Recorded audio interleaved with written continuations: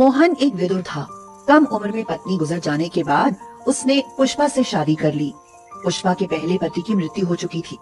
जब वह मोहन की पत्नी बनकर आई तो उसकी एक 7 साल की बेटी थी। मोहन उसकी बेटी को बिल्कुल पसंद नहीं करता था। उर्मी, सुन, यहाँ क्या कर रही थी? पापा, मैं यहाँ अपनी चप्पल ढूंढने आई थी। चप्पल ढूंढने आई थी? भाग यहाँ से। और सुन, मुझे पापा कहने की कोई जरूरत नहीं है। मर गया है तेरा बाप। आप ये कैसी बातें करते हैं? अगर ये आपकी बेटी होती तो क्या मैं भी उसे यही कहती कि तेरी माँ मर गई है?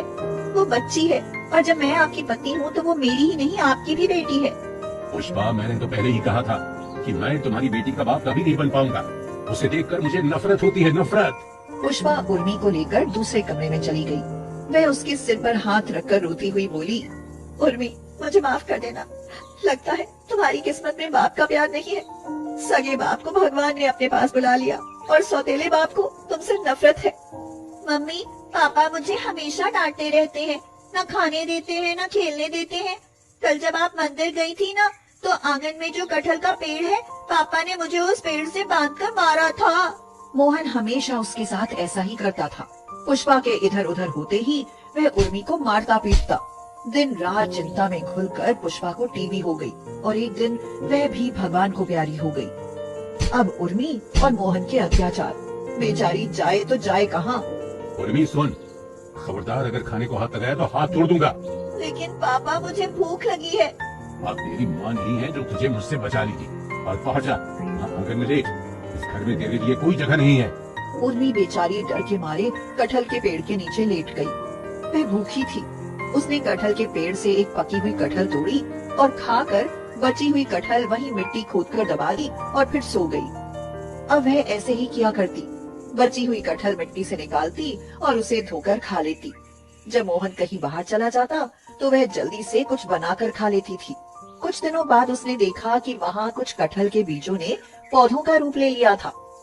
उर्मी ने उन पौधों को अलग अलग रौंप दिया, जिनसे वो धीरे धीरे पेड़ बनने लगे। पुष्पा के गुजरने के बाद मोहन ने काम धंधा छोड़ दिया। अब वह पूरे दिन घर में पड़ा रहता।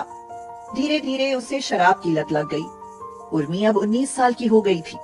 पापा, आखिर ऐसे कब तक चलेगा? मेरा तो ठीक है, लेकिन घर में आपके खाने के लिए भी कुछ नहीं है। आपने घर का सारा सामान बेच दिया है और अब तो आपकी तबीयत भी खराब रहने लगी है। मैं मर भी जाऊंगा तो क्या? तुझे तो आसानी मिल जाएगी ना। और मैं मरूं या जीऊं, तुझे क्या? तू मेरी कुछ नहीं लगती। आप मेरे पापा हैं और मैं सौतेली ही सही, लेकिन हूँ तो आपकी बेटी ही ना। अरे जा तो अपने कमरे में, मुझे सोने दे। मुझे मेरे हाथ पर छोड़ दे। भूखा नहीं मरूंगा। अभी मेरे पास एक बोतल बाकी है। खाली पेट शराब पीने से मोहन की तबीयत बिगड़ गई। उसे खून की उल्टी होने लगी। मोहन की ज्यादा बिगड़ती तबीयत देखकर उर्मी डर गई और किसी तरह उसे सरकारी अस्पताल ले गई। डॉक्टर साहब, मेरे पापा ठीक तो है ना? देखिए, कमजोरी बहुत है। हाथों में इन्फेक्शन के कारण जख्म हो गए हैं। डर है कहीं कैंसर ना हो जाए। अगर खाने पीने का ख्याल नहीं रखा गया तो कुछ भी हो सकता है। उस समय तो उर्मी मोहन को घर ले आई, लेकिन उनके स्वास्थ्य को लेकर वह चिंता करने लगी। उर्मी, आज तू मुझे अस्पताल लेकर गई। मैं तो तुझे बहुत प्रताड़ित करता था। पापा, आपके अलावा मेरा इस दुनिया में है कौन? अगर आपको कुछ हो गया तो मैं अकेली रह जाऊंगी। मैं आपको कुछ नहीं होने दूंगी पापा। मुझे तो लगता है कि मेरा समय नजदीक आ गया है। मैंने तेरे साथ बहुत अत्याचार किए। मुझे माफ कर दे उर्मी, मुझे माफ कर दे। नहीं पापा, मैं आपको कुछ नहीं होने दूंगी। मैं कुछ काम करूंगी और आपका अच्छे अस्पताल में इलाज कराऊंगी। लेकिन उर्मी, मैंने तो तेरी जिंदगी पूरी तरह खराब कर, न तुझे पढ़ाया न दिखाया, फिर तू क्या काम करेगी? सच में मैं सौतेली माँ से बुरा सौतेला बाप हूँ। मुझे इसी हाल में रहने दो, मेरी यही सजा है। उर्मी को मोहन के इस पश्चाताप पर बहुत दया आई। वह बाहर आकर बैठ गई। मोहन को खाने के बाद कुछ दवाइयाँ देनी थी, लेकिन क्या बनाए और क्या खिलाए? उर्मी की नजर उस पेड़ पर पड़ती है जिसकी टहनियाँ कटहल के वजन से झुकी हुई थी। कई रातें उर्मी ने भूख में इस पेड़ की कटहल खाकर गुजारी थी। उससे कुछ विचार आया और वह झट से उठी और 4-5 कटहल तोड़कर वह बाजार में ले गई। उन्हें बेचकर जो पैसे मिले उनसे वह खाने का सामान ले आई। पापा लो, मैंने आपके लिए खिचड़ी बनाई है। लेकिन तुम्हारे पास पैसे कहाँ से आए? पापा, कटहल के पेड़ पर बहुत सारी कटहल लगी हुई थी। मैं उनमें से कुछ कटहल बाजार में बेच आई और उनसे जो पैसा मिला उनसे कुछ खाने का सामान ले आई। अभी तो बहुत कटहल है पापा। जब तक वो खत्म होगी तब तक नए पेड़ों पर भी कटहल आ जाएंगी। मैं उन्हें मंडी में ले जाकर बेच आया करूंगी, जिससे हमारा कुछ दिन का खर्च और आपकी दवाई का खर्चा आराम से चल जाएगा। अरे तू तो बहुत समझदार है, मैं तो तुझे कभी समझ ही नहीं पाया। अब उर्मी कटहल बेचने लगी, जिससे उसके पास पैसे आने लगे। पेड़ की कटहल खत्म होने के बाद वह मंडी से कटहल लाकर बेचने लगी, जिससे उसकी आमदनी अच्छी होने लगी। एक दिन एक औरत कटहल खरीदने आई और बोली, बेटी हमें तो अचार वाली कच्ची कटहल चाहिए। अचार वाली कटहल? भला कटहल का भी कहीं अचार बनता है? हाँ क्यों नहीं बनता, बहुत लोग बनाते हैं, लगता है तुमने कभी नहीं खाया। मैंने कभी नहीं खाया।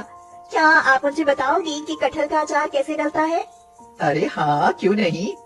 उस औरत ने उर्मी को अचार डालने की विधि बताई। उर्मी ने सोचा कि क्यों ना वह भी अचार बनाए। उर्मी ने भी कटहल का अचार बनाया। कटहल का अचार इतना स्वादिष्ट बना कि उर्मी उंगलियां चाटने लगी और पापा से बोली, पापा जरा चक्कर देखिए कि अचार कैसा बना है। आहा, ये तो बहुत ही लाजवाब है। अगले दिन उर्मी कटहल के साथ साथ अचार भी बेचने ले गई, लेकिन आज तो कटहल से ज्यादा अचार की बिक्री हुई और कमाई भी रोज से दोगुनी हो गई। उर्मी की तो खुशी का कोई ठिकाना नहीं था। कटहल के अचार से उसे इतनी कमाई होगी उसने सोचा भी नहीं था। अब तो उर्मी ने कटहल बेचना बंद किया और सारी कटहल का अचार बना लिया।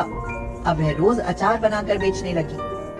अच्छे खान पान और सही समय से दवाई मिलने से मोहन भी ठीक होने लगा और उर्मी के हाथ का बना कटहल का अचार दुकानों, बाजारों, होटल, रेस्टोरेंट सब जगह पहुंचने लगा। उर्मी, तेरे लिए एक कंपनी के मालिक के बेटे का रिश्ता आया है। अब समय आ गया है कि तुझे शादी करके इस घर से विदा कर देना चाहिए। पापा, मैं उसी लड़के से शादी करूंगी जो मेरे साथ आपकी जिम्मेदारी भी उठा सके।